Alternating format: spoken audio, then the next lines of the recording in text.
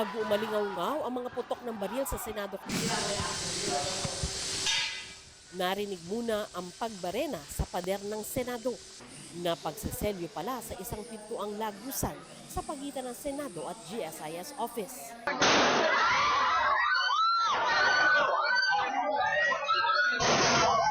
Ang tensyong naganap sa mataas na kapulungan, bakas pa ng unang masilip ng ilang senador na nasa loob pa ng Senado matapos humupa ang gulo.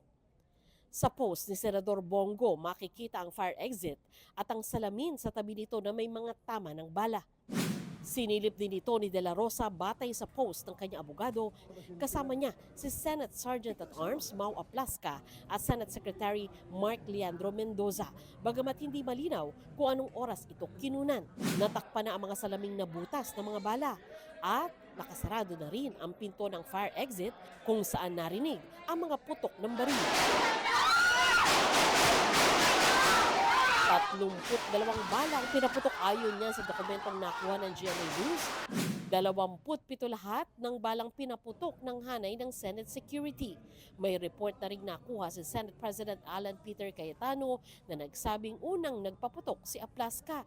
Pero ang tanging inamin pa lang ni Aplasca, sa area o ano? 5 naman ay mula sa NBI na nasa bahagi ng GSIS office na kadikit ng Senado.